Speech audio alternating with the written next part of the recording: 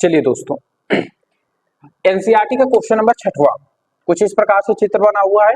मैंने जैसे तैसे बनाने की कोशिश किया है। आप किताब से मैच कर लीजिए, कॉन्सेप्ट पर ज्यादा फोकस करिएगा, ठीक है। क्वेश्चन को सॉल्व कैसे करना है। ये ग्राफ दिया गया है, इसमें 6वें नंबर पे कहा चित्र 7.10। ये क्या है? 7.10 है, 7.10 चित्र है, ठीक है। ये क्या कहा है?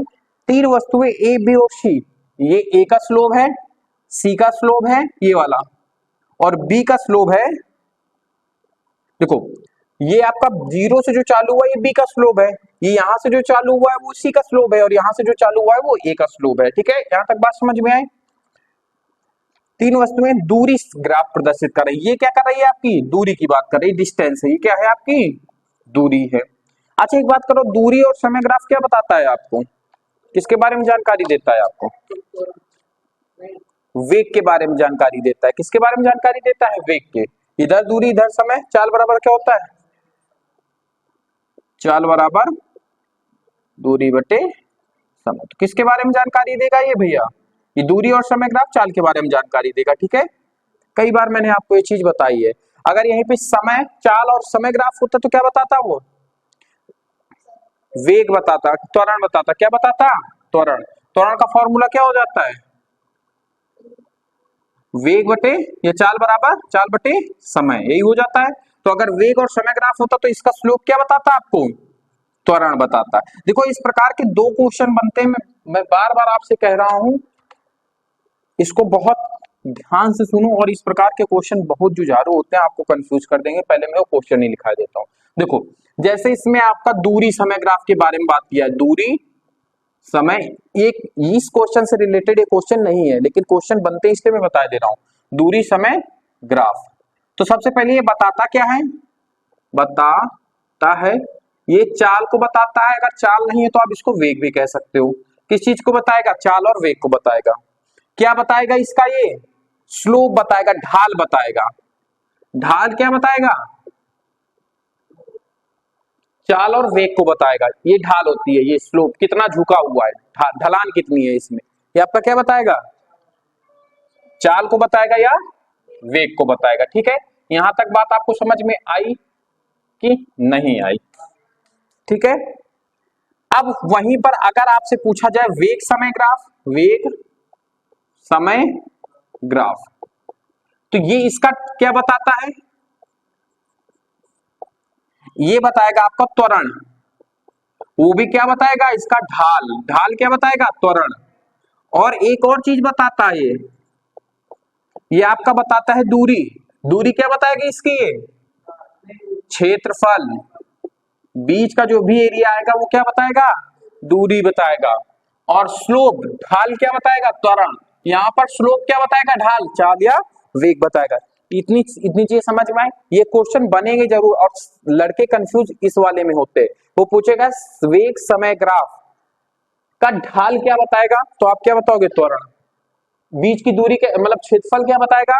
तो दूरी बताएगा, ठीक है। तो ये कंफ्यूजिंग क्वेश्चन होते हैं, इनको नोट कर लेना, ठीक है। बात समझ में आई आपको? चलो अब बात करते हैं क्वेश्चन की। अब देखो क्वेश्चन क्या कह रहा है, समझना मेरी बात को, ठीक है। अब इसमें हमसे चार क्वेश्चन पूछे हुए। क्या पूछे हुए? चार क्वेश्चन, ए बी सी और डी। चार क्वेश्चन है, पेज पलटा के देखना। चार, तीनों में से सबसे तीव्र गति से गतिमान कौन है? अब ये तीन आपकी कारें हैं या फिर साइकिल मान लो, कुछ भी मान लो, बंदे मान लो, तो कौन सबसे तेज गति से क्या कर रहा है? ट्रेवल कर रहा है। कौन ट्रेवल कर रहा है सबसे ज्यादा? तो अब एक बात समझना, जिसका ढाल सबसे ज्यादा होगा, जिसका ढाल सबसे ज्यादा होगा वो क्या करेगा? आपका सबसे ज्यादा ट्रेवल करेगा, ठीक है। इतनी बात समझ में आई? तो अब देखना, जिसका ढाल सबसे ज्यादा होगा, सबसे ज्यादा होगा होगा होगा जिसका ढाल सबसे ज्यादा, उसका वेग सबसे ज्यादा होगा, क्योंकि दूरी और समय क्या बताता है? वेग को ही बताता है।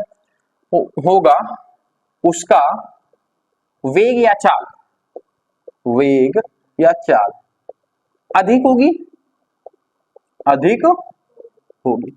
अब इस तीनों में देख के बताओ किसका स्लोप सबसे ज्यादा है। ए का स्लोप आपको लग रहा है, मेरे हिसाब से तो बी का स्लोप सबसे ज्यादा लग रहा है। बी का स्लोप भैया सबसे ज्यादा है ना। हाँ, तो सबसे ज्यादा कौन भागेगा आपका, वी। सबसे तेज भागेगा आपका वी। ठीक है, यहां तक बात समझ में आई। ये पुछड़िया सबसे ऊपर नहीं है, बी की सबसे पुछड़िया सबसे ऊपर है। ठीक है, ये ए है, ये सी है और ये बी सबसे ऊपर गया है, उसमें गौर से देखना। ठीक है, तो ये 0 से चालू हो रहा है और सबसे ऊपर तक जा रहा है, जैसे बात है स्लोप किसका सबसे ज्यादा होगा, बी का। तो आपका पहला का आंसर क्या होगा, बी। अब सेकंड क्वेश्चन क्या कह रहा है, क्या ये तीनों किसी भी समय सड़क के एक ही बिंदु पर मिलेंगी। टाइम कहां देखो यहाँ पे, क्या एक समय कहीं पे मिल रही है, देखो यहाँ पे कौन मिल रहा है आपस में, बी और सी मिल रही है। यहाँ पे कौन मिल रहा है,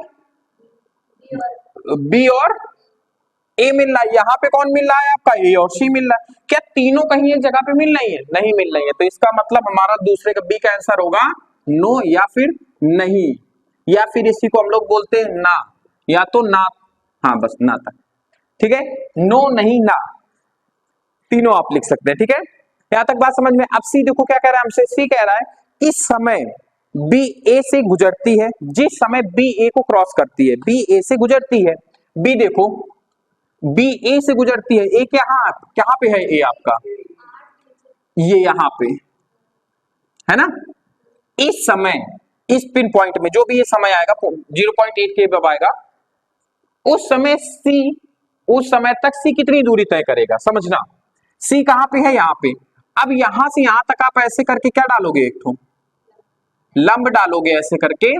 तो देखो ये सी का स्लोप है, सी इस समय तक, मतलब इस समय तो लगभग लगभग सेम ही है। रुक जाओ, देखो देखो देखो गड़बड़ हो रहा है, गौर से समझना।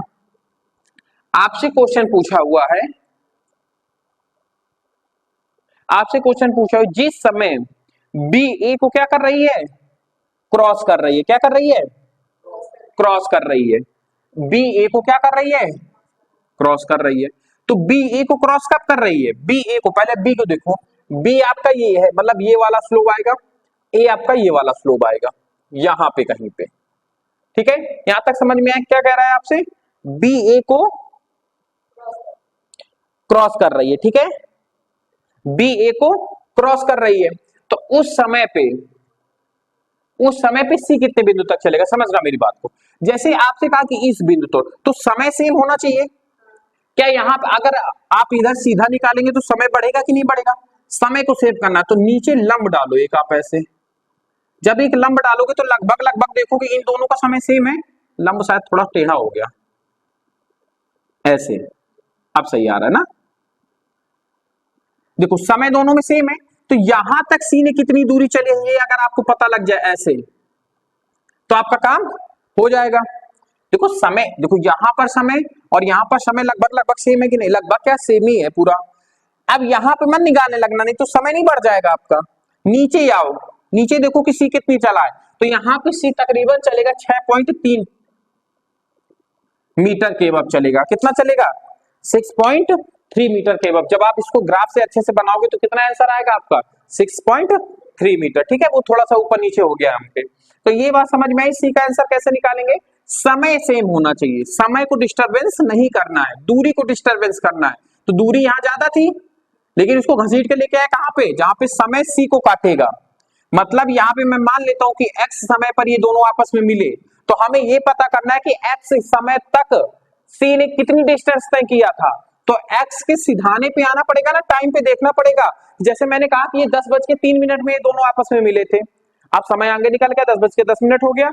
तो हम पीछे जाएंगे, रिकॉर्ड चेक करेंगे, पीछे यहाँ है ना नीचे की साइड, चेक करेंगे कि 10:03 में सी कितनी दूरी तय किया था। तो हम समय को कांस्टेंट रख के दूरी को कम करते हुए चले आएंगे, क्योंकि समय के साथ दूरी बढ़ रही है। तो सी को थोड़ा सा पीछे लेके आएंगे 10.3 पर, और जब मुझे सी 10.3 पे मिलेगी तो बता देगी कितनी दूरी तय किया है। तो तकरीबन कितनी दूरी दे के आएगा, 6.3। अब चौथा क्वेश्चन क्या कह रहा है, जिस समय बी सी से गुजरती है, बी कहां पे है, ये सी कहां पे है, मतलब यहां पे कहीं पे गुजरेगी ये, है ना।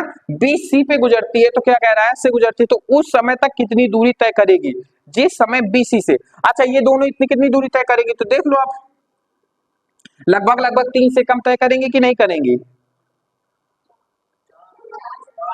4 से कम। लेकिन ये हम लोगों का गलत बन गया है। ग्राफ में देखो तो ये जो दो काट रही है ना, ये ऊपर साइड काट रही है एक दूसरे को, समझे? इसको 4 को नीचे खसका दो ऐसे, बस ठीक है। तो ये देखो ये कहाँ पे एक दूसरे से काट रहे हैं, देखो बोर्ड में बनाया उतना अच्छे से नहीं बन पाता है, ठीक है। आप किताब से ग्राफ देख लीजिएगा अच्छे से। तो ये कहाँ पे काटेंगे, तकरीबन तकरीबन आंसर आपका 5 मीटर आएगा। तो कहाँ पे काटेंगे ये आपका 5 मीटर पे। अब ये मीटर मीटर में दिया गया, घंटा में दिया गया, मैटर वो नहीं करता, 5 पे काटेंगे, ठीक है। मैंने मात्रक आपके लिए लिख दिया है। समझ में आया ये क्वेश्चन क्या कह रहा है? ग्राफ से करिएगा तो बेहतर समझ में आएगा, क्योंकि यहाँ पे हम ग्राफ उतना अच्छे से ड्रॉ कर नहीं पाए, तो थोड़ा सा डिस्टर्बेंस यहाँ पे हो गया, ठीक है। तो आज की क्लास को यहीं पे रखते हैं। ऑनलाइन बच्चों का आई होप क्लास अच्छी लगी होगी। अगर क्लास अच्छी लगी हो तो चैनल को सब्सक्राइब कीजिए, वीडियो को लाइक कीजिए और फीडबैक जरूर दीजिएगा, और अपने और अपनों का ख्याल रखिएगा। दशहरा की ढेर सारी आपको शुभकामनाएं। पटाखों से बचिएगा, बस इतना है, जलने से बचिएगा, ठीक है। चलिए, साथ बने रहने के लिए धन्यवाद। नेक्स्ट मिलते हैं नेक्स्ट क्लास में।